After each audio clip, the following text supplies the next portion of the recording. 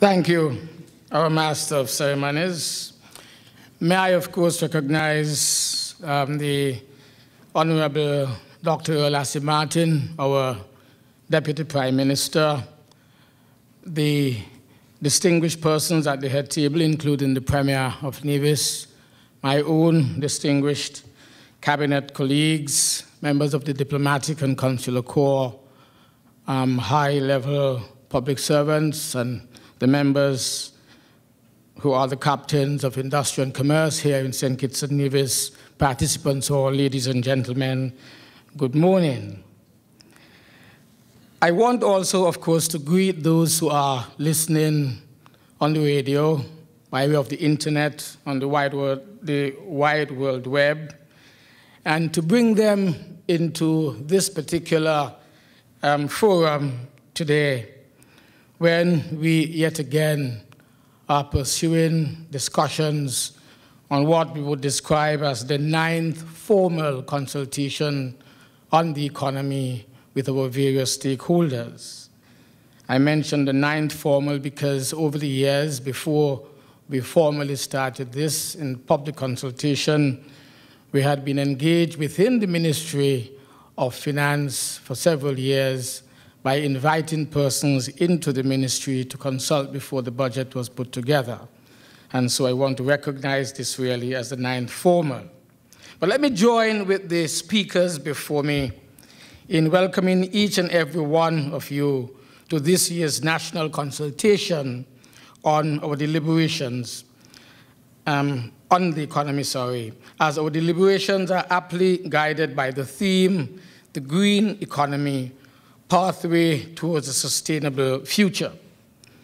We would wish, of course, for each participant to take the next few hours seriously, because you were invited here to discuss issues related to the 2014 budget, as well as the laying of the foundation for the next wave of the development of our beloved federation, St. Kitts-Nevis. With respect to our economy, I am pleased to inform you that we have observed signs of recovery, albeit slow, in the first half of 2013. This was evidenced by a 1.9% growth in real GDP following 4 consecutive years of constraint in economic activity. The expansion in our GDP resulted from growth in the tourism sector, particularly stay-over arrivals, and a strong rebound in construction activity. The construction sector was positively impacted by the following. 1, public sector construction activities such as major road and drainage works, and 2, various private sector projects, including the continuation of work on hotel and real estate development projects. The manufacturing sector, however, contracted by 2.9% as a consequence of a decline in the production of beverages and the negative impact of business cycle fluctuations in the electronic component industry. Nevertheless, over the medium term, the outlook is for the economy to continue its recovery and achieve a 1.9% growth rate by the end of 2013 fiscal year. As expected, domestic prices have now stabilized following the pass-through effects associated with the reintroduction of the value-added tax and increase in electricity rates. The inflation rate for 2012 was therefore reduced to 1.4% from 7.1% back in 2011. A focus on the banking sector would indicate that it remains stable, with key liquidity and profitability indicators exceeding regional regulatory benchmarks. Residents' deposits increased steadily, driven mainly by an improving public sector cash position. Subdued credit conditions, however, prevailed in the context of the public sector's continuing fiscal consolidation and fairly consistent reductions in private sector demand.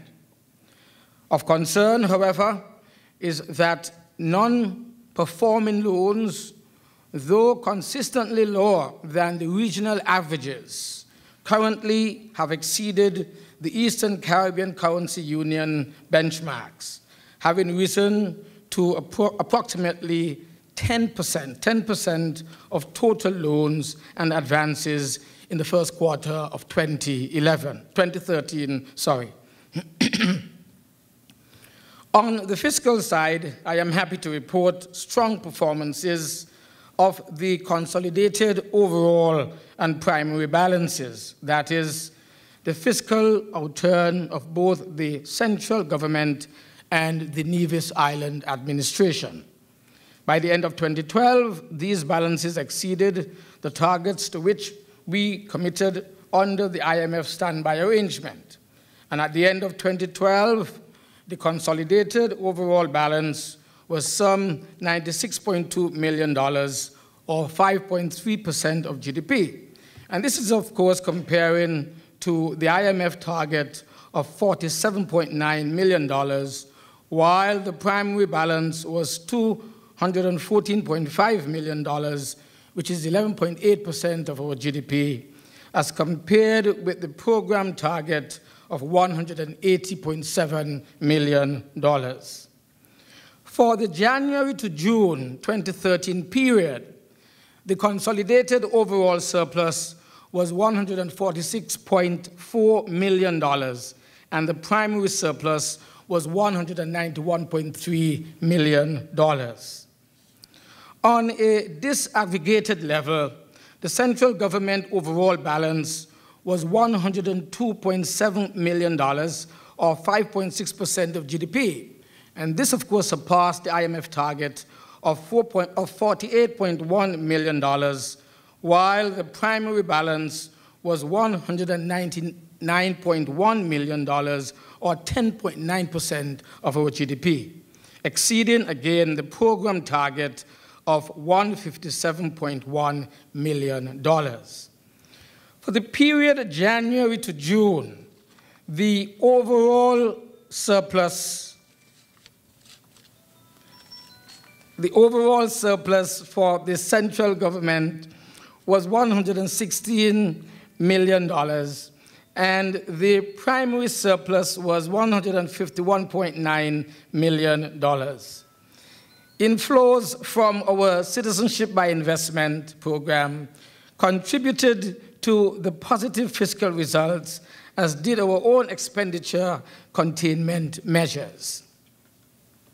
Ladies and gentlemen, it would be remiss of me if I did not inform you that our debt restructuring program is indeed progressing, with total disbursed outstanding debt down to just about 100% of GDP at the end of September 2013. And this was the position following the restructuring of some of our bonds and loans, and most recently, the impact of the first phase of the debt for land swap. When this would have been completed, especially with the involvement of the NIA, we would expect to see that this would be down to at least 89% of GDP.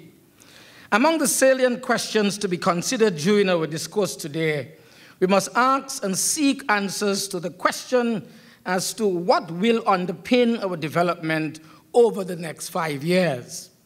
What framework is to be adopted to ensure a sustainable future for our economy and for our people? In government, we have started to organize our thoughts on creating a sustainable future for generations of Kittitians and Nevisians. We believe, however, that it is important for all stakeholders, economic and social, to share in the process of consensus building on critical issues of development. You will recall that our 2010 Labour Party manifesto, under the theme, Progress, Not Promises, my government pledged to press ahead with plans and actions to attain sustainable energy self-sufficiency, to further enhance the reliability and durability of our existing energy infrastructure, We have invested heavily in energy generation, heavily in energy transmission, and also energy security. We remain firmly committed and confident, fully confident in ensuring that renewable energy plays an ever-increasing role in the sustainable future of this, our beloved Federation. And as government's policy, I can assure you that government's policy continue to shine intensely on solar panels, as demonstrated recently by the public sector and private sector initiatives that are currently in place. This administration is mindful that energy efficiency is extremely important to the growth and development of our economy. Of course, we understand that pursuing renewal alternatives is part of our own obligation under international sustainable development government structures, for it is a vital part of how we seek to cut carbon emissions while at the same time meet growing energy demand in a way that protects the environment for generations to come. We are mindful also that developing renewable energy options is right.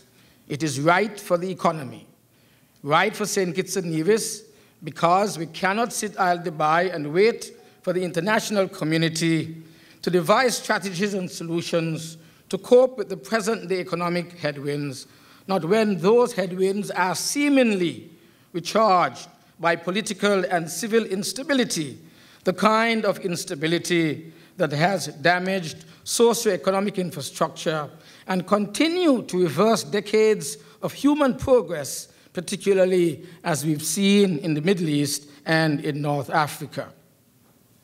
So, ladies and gentlemen, make no mistake, when it comes to green energy initiatives, we are in a regional and global race. Those that succeed in that race, those are the ones who will prosper.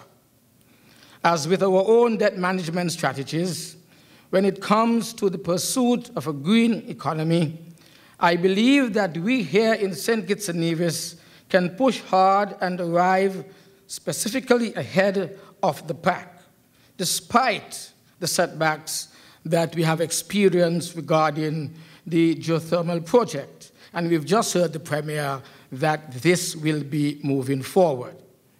We are already on a good track, and we believe we should remain focused on becoming the greenest and the most energy-efficient economy in the region.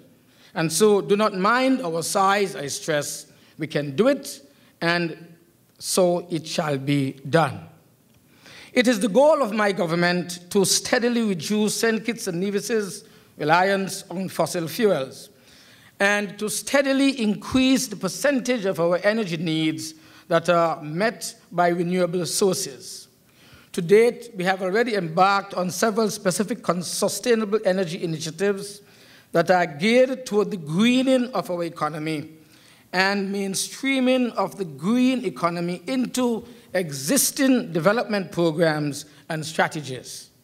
I therefore want to highlight just a few of them. One, the installation of solar panels at government headquarters mentioned earlier. Two, installation of solar street lighting along the Island Main Road from Sandy Point to St. Paul's.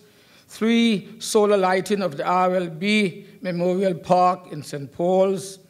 Installation, number 5, installation of energy-efficient lighting along the Kim Collins Highway and Frigate Bay Road. 5, development of a 1-megawatt solar farm at the RLB International Airport. And 6, development of a solar panel manufacturing firm at the C.A. Paul Southwell Industrial Estate. Additionally, my government, your government, the people's government of this country, has developed an energy policy that allows for the creation of an enabling environment to support the granting of concessions for the growth and expansion of green energy initiatives. To this end, I am particularly pleased that our corporate community has come on board and is partnering with us in the greening of the economy. I make specific mention of SL Horsford and Company Limited and the TDC group of companies, both having invested and recently commissioned solar energy infrastructure at the Value Mark and at the TDC Home and Building Depot, respectively. In fact, I understand that TDC at its Home and Building Depot has created a green department that is specializing in energy efficiency, commercial and household products in particular. Both Horsfords and TDC, they deserve yet again our recognition for the very tangible demonstration of the type of forward thinking and action we in government have been advocating for some time. Let us give them a round of applause. I believe that in going forward, those businesses that are best insulated from energy price shocks are going to be the most successful businesses here in our country. Likewise, those households, those consumers who are the least exposed to high energy prices are those households whose bills will be the most manageable. That is why my government, very shortly, will be launching an initiative where affordable homes in the new Habitat Independence 30 housing program will be provided by the NHC, will be equipped with and powered by solar panels. Indeed, we are excited that through this program, the beneficiaries, our citizens, will realize significant reductions in their energy bills. This government is working. Your government is working assiduously to ensure that our people are elevated and that the general living standards and wealth of St. Kitts-Nevis is substantially improved. And although there are those who are saying or might be trying to say that we can't afford to prioritize green energy right now, my view is we can't afford not to. In fact, I am very pleased that within limited resources, step by step, we are doing just that. A moment ago, I mentioned Horsfords and TDC, but what of the Kittian Hill project? That entire project has been conceptualized under the particular theme of a green energy project. Those of you who have not had the opportunity to visit Kittian Hill, please do so now before the construction phase 1, is completed.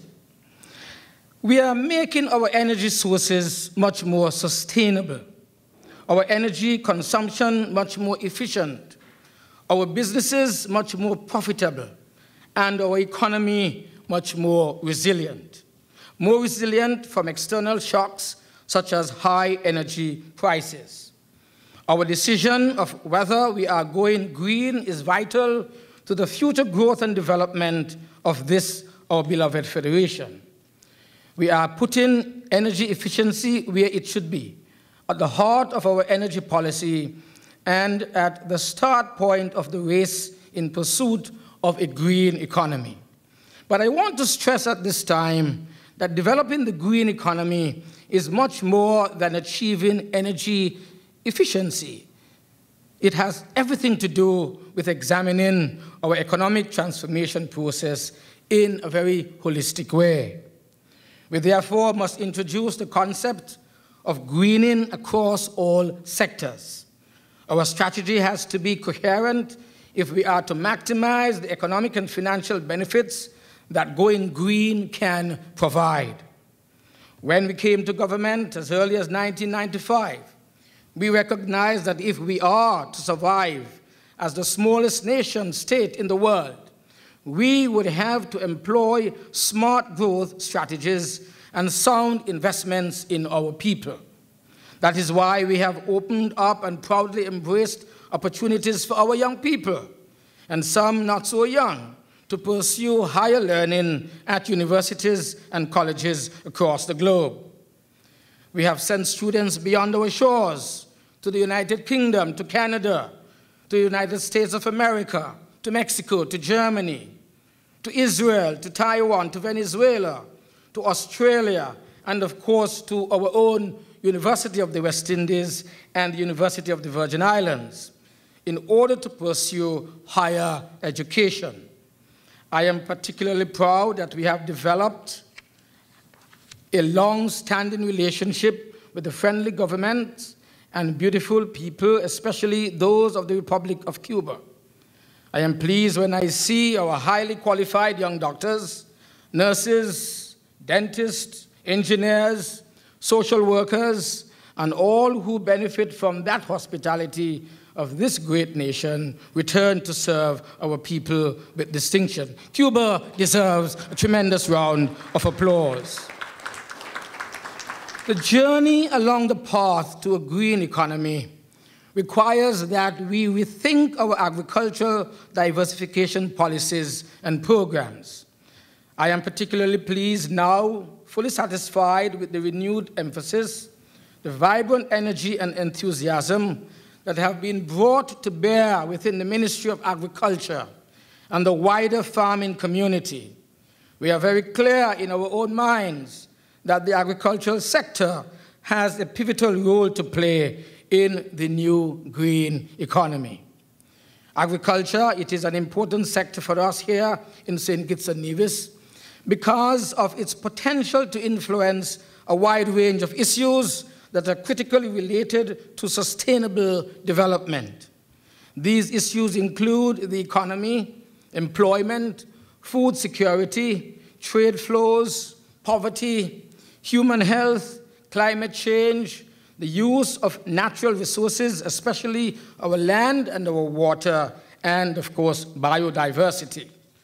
The Ministry of Agriculture, under the Agriculture Resource Management Project, has been constructing field dams to provide affordable irrigation water to farmers at Belmont, at Lynches, at Brotherson, at Mansions, at Estridge, at Whites, at Stapleton, and at farms.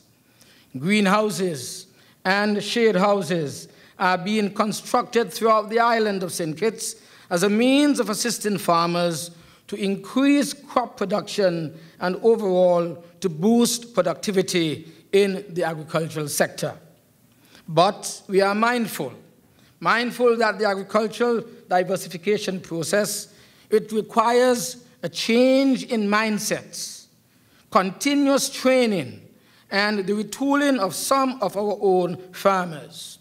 Accordingly, through the Ministry of Agriculture, we will collect and analyze data to provide an overview of the sector and present the potential economic returns, income generation, job creation, and poverty reduction benefits that can be achieved by investing in new sustainable forms of agriculture.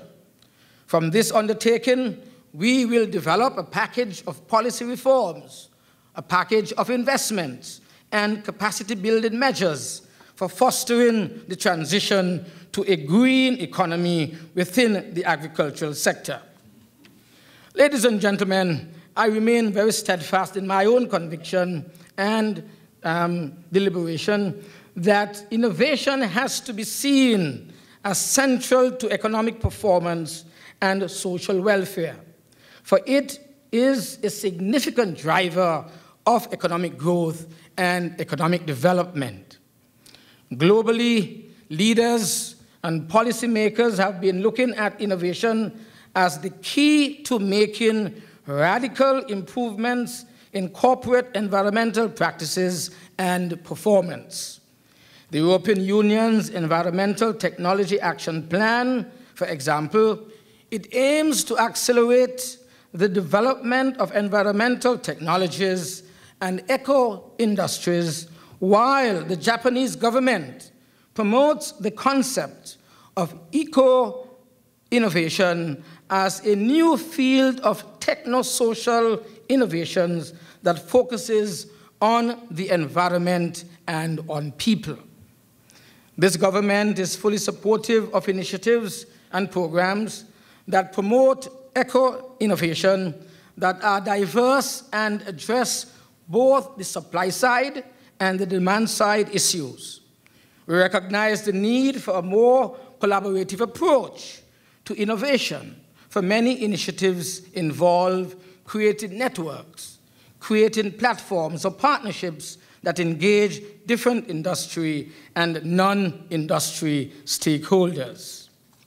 Once again, I encourage our young people to embrace that spirit of entrepreneurship and take full advantage of the SIDF's Small Entrepreneur and Enterprise Development Program called SEED.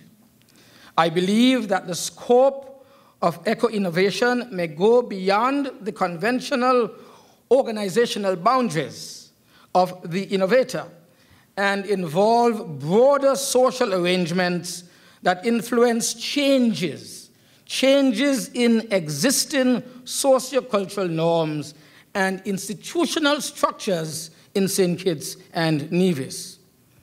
We are all aware that tourism, it is a leading sector in our economy, driving growth and providing employment for a significant number of our people. Given these facts, this morning I submit that there is a sound economic case for our economic partners to begin to invest in and adapt to a framework of green, sustainable tourism.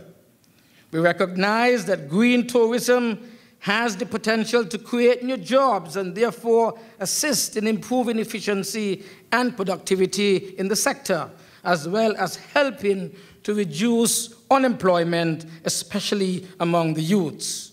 Again, I make reference to the Kitts-Nevis Hill Resort Development Project. We are forever mindful that the local economic effects of tourism are determined by the level of visitor spending in the local economy and the indirect benefits associated with the multiplier effect. Increasing the involvement of local communities, especially the ordinary man and woman in the tourism value chain, can therefore contribute to the development of the green economy that we are debating today. Ladies and gentlemen, as Prime Minister and Minister of Finance and Sustainable Development, I am acutely aware that government investments and policies can leverage private sector actions on green tourism and the overall green economy. Through government spending on public goods such as protected areas, cultural assets, water conservation, waste management, sanitation, roads and renewable energy infrastructure, we can reduce the cost of green investment by the private sector. Accordingly, the government's approach to green tourism involves efficiency improvements in energy requirements, in water consumption and waste management systems, especially now pursuing recycling initiatives. There are significant opportunities to grow our tourism product offerings by making better use of our own cultural heritage and natural environment. To this end, we have introduced legislation to protect our national symbols and features as part of our own efforts to ensure that we do not fall victim to the myriad of challenges related to the hijacking of patents and cultural theft. Already, the government has taken measures also to protect our critical environmental resources. Under the OECS Parks and Associated Livelihood Project, we have formally designated all those lands above the 1,000-foot contour as a potential protected area.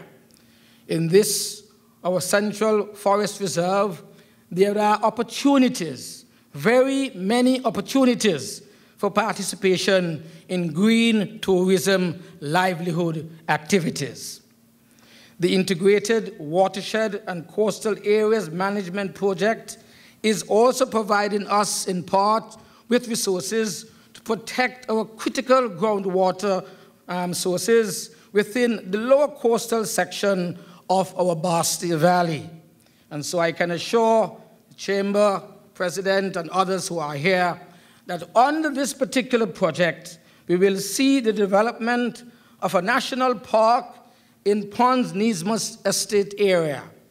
And so apart from protecting our precious water supply, this national park will provide an avenue for passive and active recreation for generations today and in the future.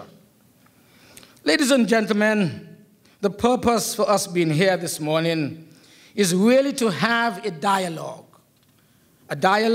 and arrive at consensus with regards to the green economy as a viable pathway towards a sustainable future for St. Kitts and Nevis. I am convinced that by working together, we can nurture and grow investments in all sectors of our national economy. We have been using tax concessions, we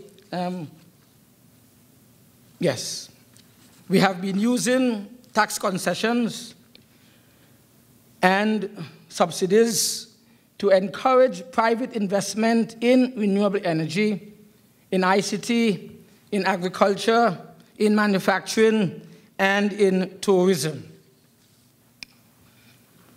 I am hoping that from this year's consultation, this particular exercise, we can design further programs to induce new investment that will bring us closer to transforming into a green and prosperous economy.